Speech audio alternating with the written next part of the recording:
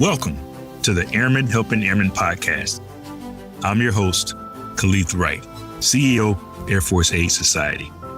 Join me as we chat with extraordinary guests, share stories, and learn how amazing people are making a difference in the lives of so many Air Force and Space Force families.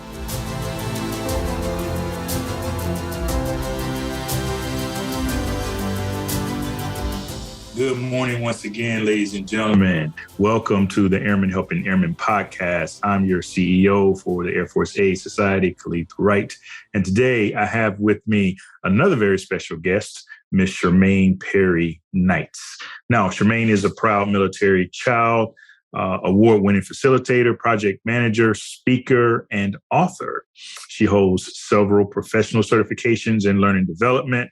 Her passion for learning has led her to writing articles, adult and youth coloring books, guided journals, and picture books that make military-connected families feel heard and seen. She authors books that honor the experience of military children. Now, her books support social, emotional learning and discuss the highs and lows of moving in a fun way. And as a person who moved around a lot as a military kid, she wanted to create a story to help kids who are sad, anxious, or scared due to a move. Her book series, I Move a Lot, and That's Okay, is for children who are feeling sad, scared, and nervous about moving. It helps military-connected kids understand their emotions and cope with PCS, or permanent change of station, which we'll talk about a little bit once we get into the interview. While this book features a military child, its messages of resilience and hope are universal ones that help all children overcome obstacles more easily. You can find her on all of the social links, to include www.amazingly.Shermaine. She's on Instagram, Facebook, Twitter, LinkedIn, and you can find her books on Amazon. And we'll make sure you have all of the links so that you can check her out and purchase copies of her books. So, Shermaine, welcome to the show. Thank you for having me. I'm all excited. Ooh, who is he talking about? That's me. You hear someone else give an intro, you're going, that's nice. Yeah, I just consider myself as helping people. Yeah, well, you've done quite a lot. And, as a parent of 3 military children who moved quite a bit, I wish I had a resource like yours when they were growing up. And I have several friends who have small children or children, period, that have been moving several times. And so I'm going to make sure I recommend that they buy copies of your book. Thank you. Now, but let's talk about you for a little bit. So you've been a part of the military community for many years since you were a military child. For some reason, we refer to as military brats. I'm not quite sure why, but I'd love to hear a little bit more about your experience growing up as a military kid. So I was born into the service, and that's all I've ever known, this rapid change, all I've ever known. So I would say that it is a beautiful, flexible experience. And I love that everyone that I've met is like me. They're of more than one culture, more than one background, and they have traveled and lived all over the world and have become the sum total of everything they've experienced. So I wouldn't change it. And I just love the idea of creating empathy for our experience among others who don't have that. So like going to 12 or more different schools is not the typical experience in the US for someone that's lived in the same place their entire life, or even in other countries.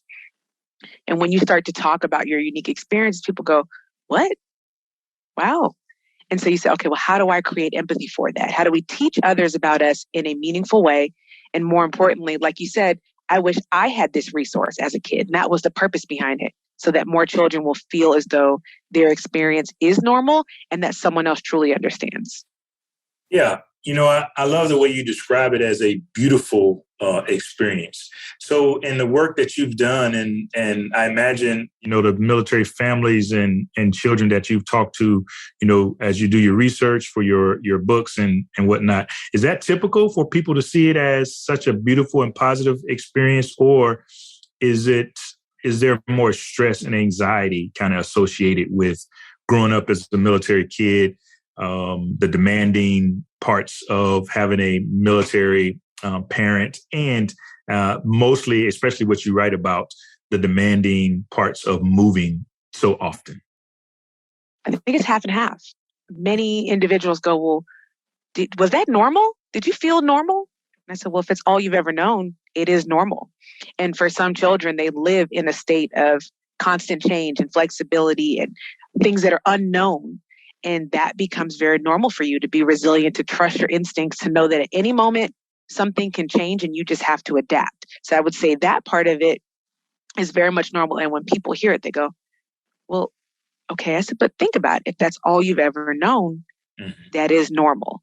And then there's the other side. Many children that I speak with and teachers and counselors, they'll say, well, that just sounds awful. And I said, well, it's not awful. You get the kids going, why? And I said, it's not awful. You pick up the notion, you have to explain to them that where your family is home. It's not tied to an address or a city or a state, as everyone wants to be from somewhere. You don't have to have that as part of your identity. You just tell yourself that wherever you are in the moment, you make it feel like home and you enjoy it. And so it takes a little explaining, because most people say, how many schools did you go to? How many countries? That's weird. And I said, well, it's not weird. It's different. So it's a uphill battle in many ways to teach them that diversity of experience should be celebrated. Yeah. Wow. That's a really good perspective.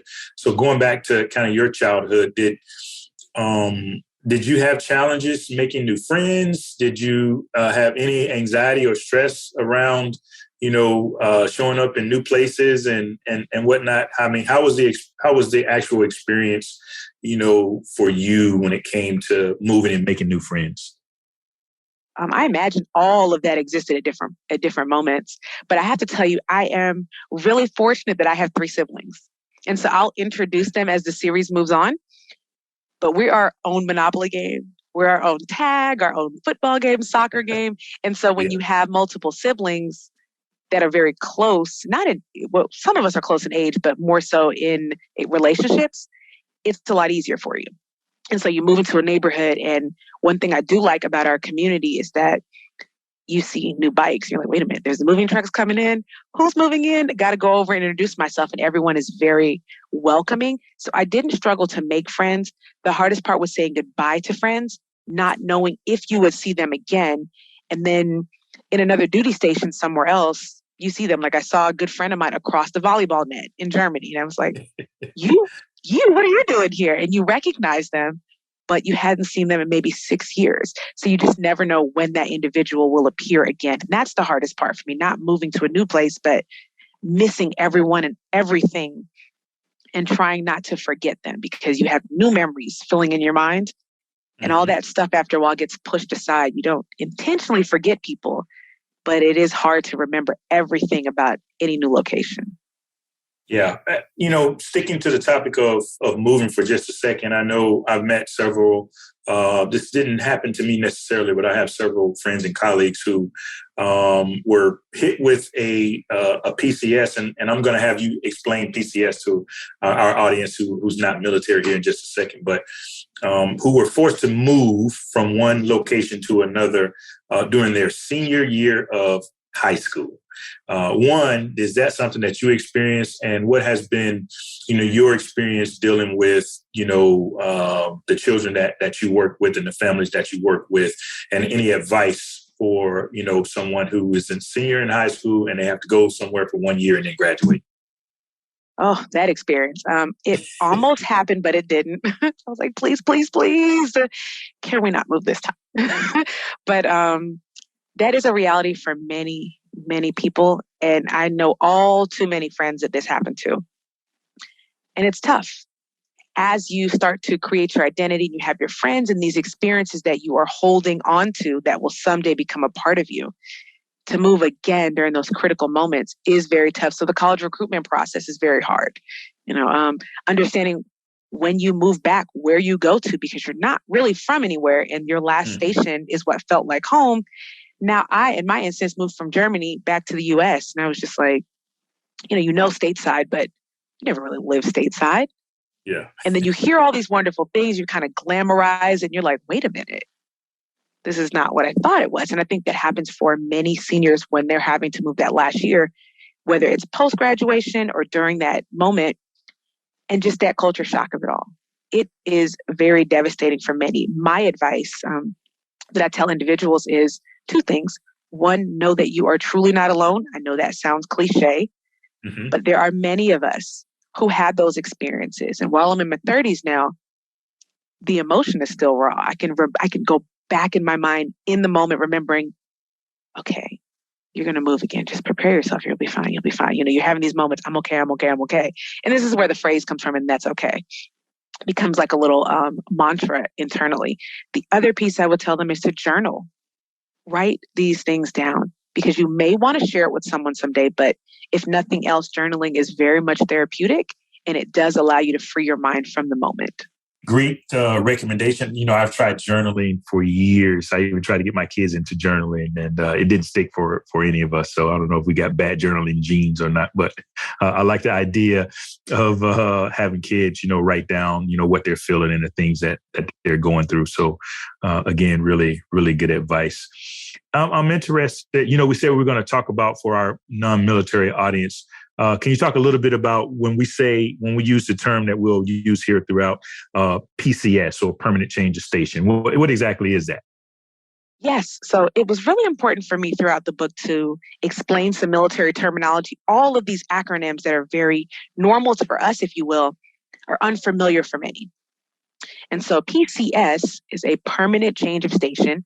And the simplest way I could describe it is to say that it means the military has given your service member an order to move to a new location. And when that happens, your entire family has to move. All your things need to relocate. You need to find a new house, adapt to a new location, potentially learn a new language, and everything about your world is going to be uprooted and transplanted somewhere else. There is no opportunity to say no. Well, not in a good way. If you do that, it's probably going to end your career. You have to go. The entire family moves, and you start over in a new location, which is positive for many. But for the most part, it's very hard for your children, for your spouse, if you have one, for your parents who are anyone in your world that is not military. It is very hard for them to understand what that looks like, because you will not see your friends and family consistently if you move to a different location. Many don't visit you. So, you know, obviously this is something that you experienced growing up, but I'm interested, you know, many military kids experience the same things that you did. What got you thinking about and interested in writing about it? So I've done my version of journaling for years. Angry journaling is what I call it. You know, sometimes you just, and I think maybe that's where you guys are with that. You know, it's not a defined journal. You're just kind of scribbling what you feel. Sometimes I ball it up and throw it away. Mm-hmm. But during COVID, I decided, you know, that lockdown period, it really just, so for the military community, I feel like it felt like when you arrive to a new location and you just can't go anywhere because you don't have a car, you don't know anywhere, so you're stuck in the house. It's kind of like that. And I decided that I would write. And I had moved. So when I finished high school in Germany, I moved back to Atlanta, Georgia. Very different location. I moved from an area that was very diverse overseas, people of all backgrounds, all colors, all languages. And you're here that is predominantly one group. And I went to a HBCU. I went to Spelman College. So very different experience. I'm like, wow, this is so different. And as you start to talk to people and they're saying, where are you from? Which is a question I just kind of despise, because I'm just like, I'm from everywhere. I'm like, you can't be from everywhere. I'm like, military kid. I'm literally from everywhere. And so as you talk about your experiences, people, they either think you're an avid storyteller or they just don't believe it at all. Like, that can't be real. And I just started to write down more of my experiences during COVID, picked back up some of the appropriate journaling, right? Not the balls of stuff I throw away. And I said, I want to kind of really complete these stories and share them with others. Not just because it's Shermaine's experience, but because I feel like great writing helps someone else over a hurdle. And I know that if I felt a level of pressure and anxiety during lockdown, like many people did, I can't imagine what a 7, 8, 9, 10-year-old felt who can't see their friends, doesn't understand why. You're not actually going to a new location. You're just stuck in the house. Mm-hmm. What does that look like? And I said, okay, let's create some empathy, but I want to take them on an adventure in a good book, because that's the only way you can travel, in my opinion, outside of actually traveling. So I said, I'm going to write some of these stories, and this is just one of many that I've published. I'm going to publish the others. And people actually were pretty receptive of it. I used my my little beta group, my nieces and my nephew, let me know if it's good or if they thought it stinks. I was like, these are the two categories. If you think it stinks, what can I make better? And, again, just ask them, does it make sense? This is something you'd like to read, and just find a way to share more of who you are. But ultimately, it starts with the notes you write. Yeah. Wow. What a great story. I love the fact that you used the experience of your nieces and nephews. I'm in the process of writing a book myself, and I'm paying an editor a lot of money where I could probably just find a couple of my nieces and nephews or some kids around the neighborhood to do the same thing. Keep the editor for the professional edit, because that's valued. When you want some feedback as does it make sense? Is it something that's appropriate for an age level? That's where you get the kids. They are brutally honest, and I love children for this. I mean, they'll let you know, like, that's terrible, or why would you, it's just an unfiltered feedback that you don't receive as an adult from other adults. We're more worried about how somebody's going to receive it. They don't care. If the food is not good, they're just going to tell you. Yeah, especially since it's about children. So, great use of the right kind of resource. Tell me let's talk about the book. So I move a lot, and that's okay. What are kind of the themes throughout the book? Themes are resilience, hope, and adapting. Okay. I believe like those, if I only had 3 words to describe our experience, that's it. The service member does it because they have to. But I love that. I think the Armed Forces has done a really good job in the last few years, after my time. They've done a really good job of creating empathy for the spouse's experience, for the children's experience, and just having people understand that the service is for the entire family. It's not just a service member, as it was seen before, like you guys are just here. Now there's a true understanding and support system in many of our agencies around the rest of the family. And that just didn't exist before. So I love to see that there is defined resources and recognition for others, because it was hard. It still is hard for many, but at least now there's more resources that didn't exist before. So I'm interested, Shermaine, and let's talk about the first thing you talked about, resilience. What recommendations would you have for military kids in terms of building resilience, or how to become more resilient, whether it's around, moving or just, being in a military family? Trust your instincts. So we talk about OBSEC, right? Observing what's happening around you, and just, you want to make sure you can kind of sense danger, get a good feel for someone, really trust that gut instinct. It's something we develop at a very young age. Like I could tell you at 7, I had this. We were living in Turkey, and you have to be able to get around. And we're talking the 90s. So things were happening. We had armed guards on the school bus. And so when you tell people that, they go, "What? You had armed guards on the school bus?" And in my mind, I'm like, yes, I felt so safe. Like in their mind, they heard something very different, because the world has changed. But developing a strong sense of understanding and listening to your gut, that's part of that resilience, learning the language of wherever you live, and really trying to understand the culture. We have something called host nation in the DODS or DODIA, which is the military child school system, where they teach you the language and the customs of the people in the country you're living in. Really taking that to heart, because becoming resilient is not just saying, I'm going to get over whatever's happening to me.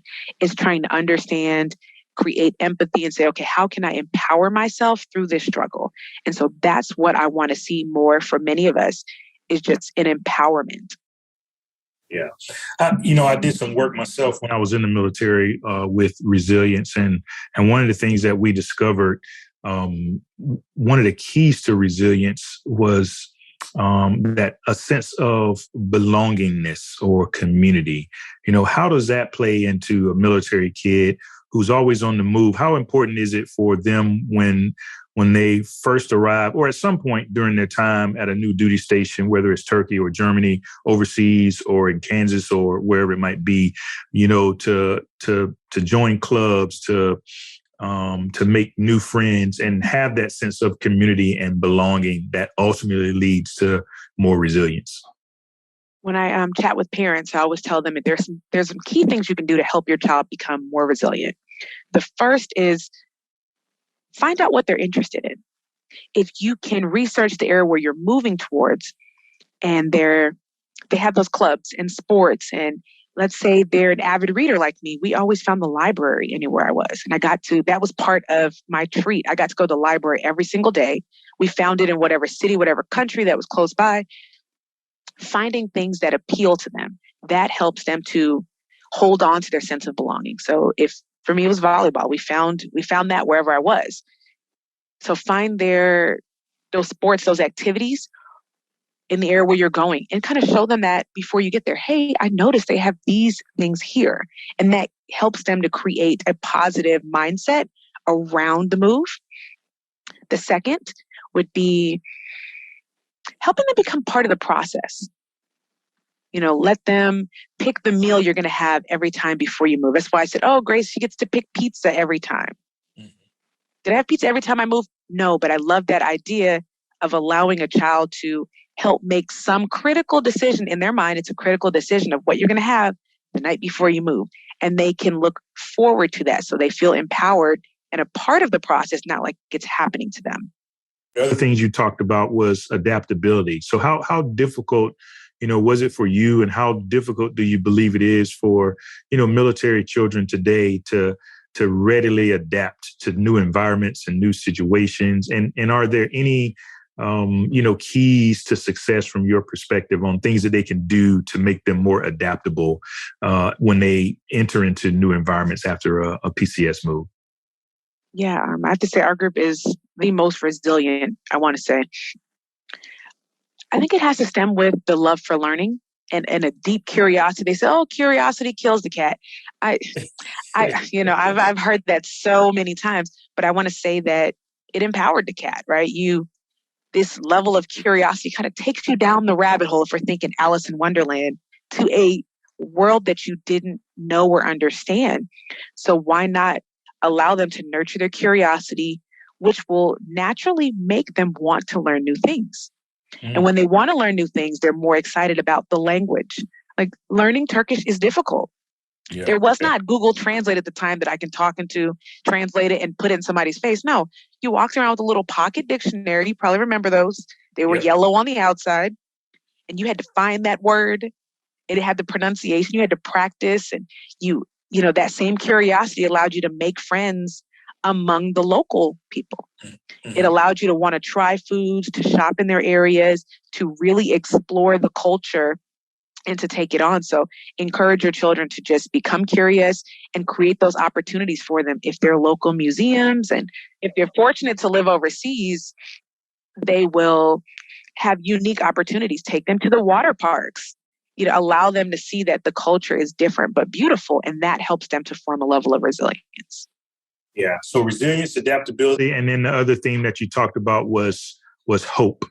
How do our children sustain hope or regain hope, or what are the keys to having hope when they're at their darkest times, or they don't want a PCS, they have a hard time leaving their friends, they show up in a new place and they don't know anyone, they don't want to be there, schools are different, all the things that come with moving as a military child. What recommendations would you have for them on how to maintain and develop the type of hope that inspires them to keep moving forward?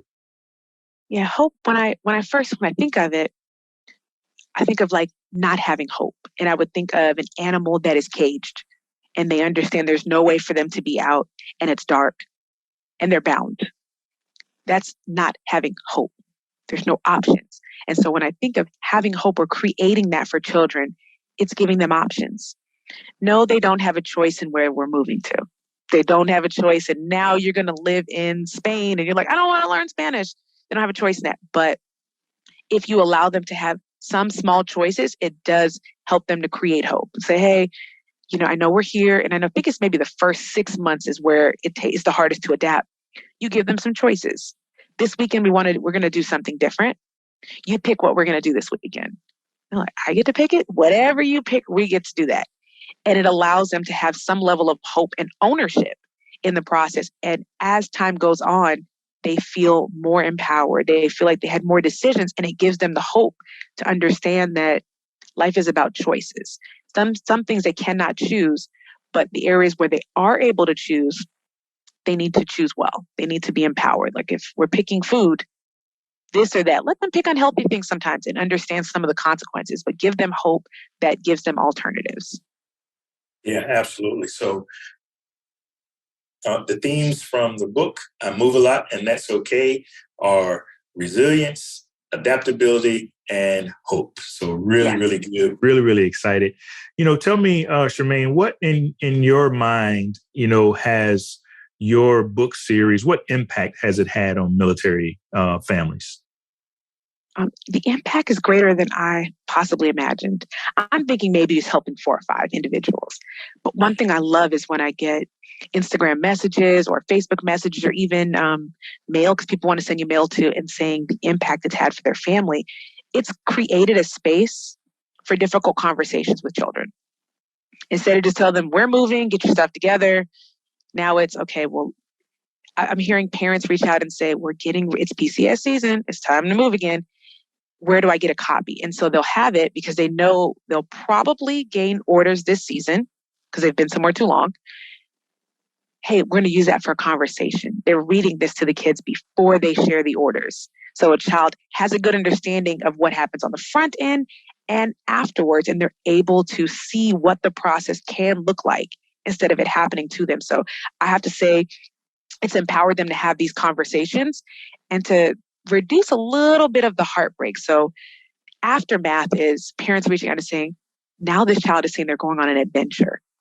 Because I phrase it as an adventure in the book instead of like a forced move, an adventure. Yeah. They're like, oh, we're going on a new adventure. And I had to say the most touching story that came to me, and I'm not a crier, but this definitely brought me to tears. I don't know if that's something because we are desensitized to many things, but I'm not a crier. It's the person said that their 7-year-old had to move again. And at this age, they're creating friends. They know they're leaving people behind. So it's a little bit harder at 7 to leave than it was at 4 when they moved. They read the book. They had a great conversation. They explained it's a new adventure. And the feedback I got is that her son said, she's just like me. And I just thought, wow, she said that her child felt heard and seen, but he said, she's just like me. Mom, can I take this book to school and show my friends? I want them to learn about me. And I said, okay, they get it. They want to be able to teach others about their experience, and they didn't feel so alone. And so it created a story where, yes, they moved, and this child decided they were going to write letters to their class, like I did with Mr. Mossberg, who's one of my real teachers in a different station. But they explained that. And they started to, can we have pizza? And so they started to kind of create the same narratives for this child. And they felt a little bit better in their move. And I said, wow. So I had direct, impact on someone, hopefully to make their experience a little bit easier than mine. But I've received so much information from many people and Stars and Stripes and all these great folks. But if I could just impact a few more kids, that to me is just invaluable. Yeah, absolutely. And, I think it's just such an amazing thing that not only are, you're creating this space for military children to gain a better understanding and a better perspective. I love the fact that you are seeing the fruits of your labor through the feedback that you're getting, like you said, online in actual letters that people are mailing to you. And that's fantastic. So what's next for you? So you've written this series of books. They've been very successful. You've helped a lot of people. What's next on the docket for you, Shermaine? There are a few things next on the docket, but one I have to share. Every child that I've ever heard from, teacher, classroom, they want to know what happened to Cody. I'm not going to tell your viewers they have to read the book, but Cody is the topic. What happened to him? You want to know more about him? I did not think it would be as impactful as it is for most kids, but it's a reality for many children because their toys are an extension of them and it becomes like a little best friend. So we will talk about Cody's story next. I want to have that out this summer because everybody wants to know. I mean, and it is just hurting their little feels. Can I, Miss Perry-Knights, can I put something on Facebook and ask where's Cody? I said, if your parents say it's okay, you can do that. So Cody's story will appear next. All right. And it is time for PCS season again, if you will. So we will have another move to a different location. And I'll introduce some additional characters. I want to talk around some other important life-changing moments for our community that we've all experienced when somebody returned from deployment and they were different. I experienced that. They're mean. Mm-hmm. They're on edge. I don't understand why as a kid. Nobody understands that as a child. Just like, okay, they're different. So talking around that because it's very important for kids to understand. Or talking around when somebody deploys and doesn't return. And that's this person's parents, but you guys are all one big family. So you feel it for them and you experience that together. So talking around that, talking around PTSD, talking around diversity in the service, because you see a lot of biracial, bicultural children. And that's why it was important for me to represent that in the cover, because you don't see that in many books written for children from a child's perspective. Yeah, I think that's fantastic. Most of the topics that you just mentioned, returning from deployment, dealing with PTSD, and things of that diversity, equity, and inclusion. Most of those things are written, for the adult learner, for the military member, and even for the military spouse. But to see someone like yourself, writing about those topics, particularly for the military child, I think is going to be amazing. I can't wait to read it. You talked about PCS season in your series is coming around again. And PCS season, it seems to never end. Typically, for certain parts of the military, mostly for officers, PCS season is in the summer. But for the majority of the military made up of enlisted members, we would PCS at any point throughout the year. There was really no season. So if you, for any of our listeners who might be going through a PCS right now, and either they're here listening with their children or by themselves, what advice would you give, would you recommend to the person that's going through a PCS right now and how to be successful in dealing with a PCS for their children? Well, first I would tell them to grab a copy of the book, not because I want you to buy a book, but because it allows you to create conversation and really understand how a child is feeling. This idea of they should be seen, not heard. Again, for that time period that worked, but that doesn't work now. We really want to hear them and to hear what's happening inside of them. So talk with them as you read the story together. Don't just give them a book to read. Read it to them, small portions, and ask them, how do they feel about that? What do you think will happen next? These are things that allow them to share their opinion, to make predictions, and it becomes a part of reading fluency, which is important for school and just life. But even if you have smaller children, ask them to draw how they feel. This will give you a good understanding, just something like drawing a picture of what you feel like today, and to start to create it, because we're seeing more children at a younger age enduring mental health crises, which can happen at any age. Any part of the body can become sick. There's no shame in that. But once upon a time, there was shame with it. You and I both know that it was not always accepted and recognized, and solutions in place to support it as there are now. So I would say it's really, really important to talk with your kids and understand where they are and how are they feeling. Like, what do they want to be? Not just and not just a job, but is happy one of the things they want to be when they grow up? Like, I want to hear people say that more. I want to be happy, not just, I want to be an astronaut, a doctor, this, that. Talk to them.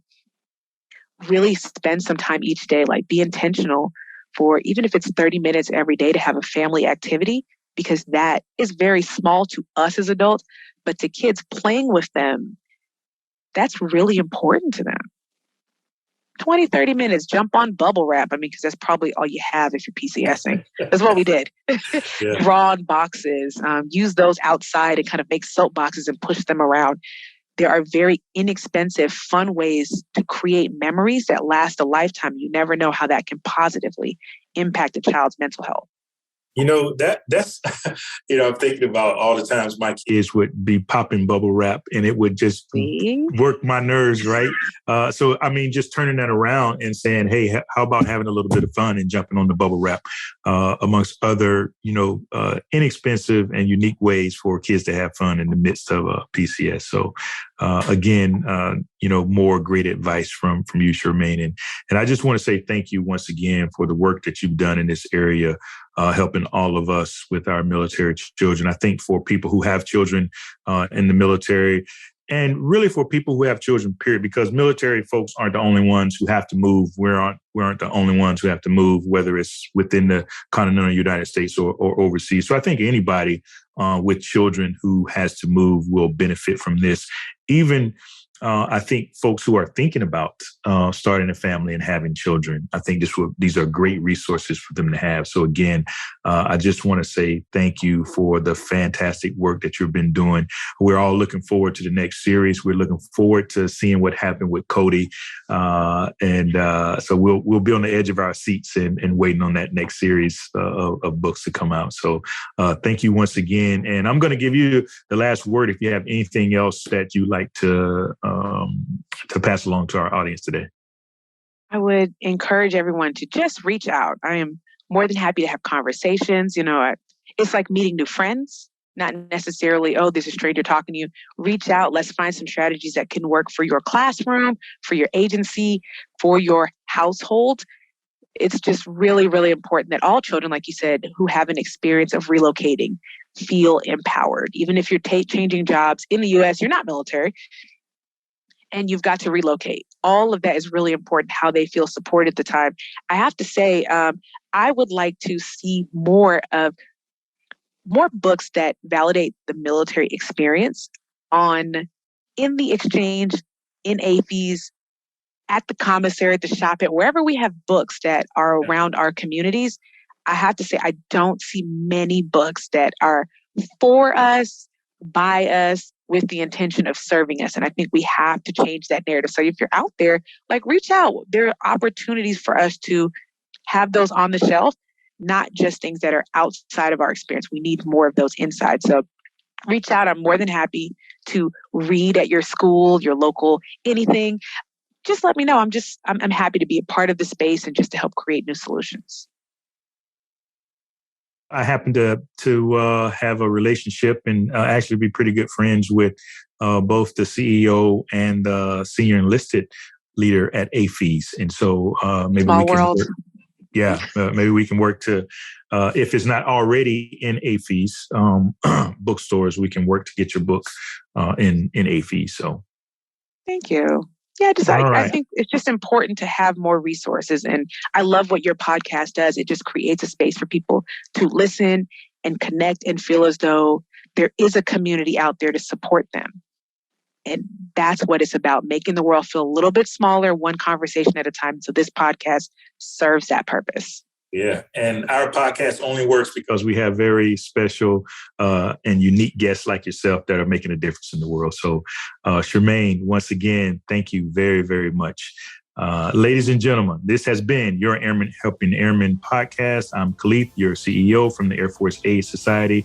Today, we had a very good conversation with Miss Shermaine Perry-Knights, author of I Move a Lot, and That's Okay. So stay tuned for the next series. We'll make sure that you have all of her contact information, all of her social links, and the link to her website and Amazon. So she mentioned earlier that she didn't necessarily want you to buy books. Yes, we want you to buy books, not just to fill her pockets, but so that you can help your kids and all the military kids and any children who may be going through the same things that our military children go through when it comes to moving around. So once again, Shermaine, thank you, and best of luck to you in all of your future endeavors. Thank you.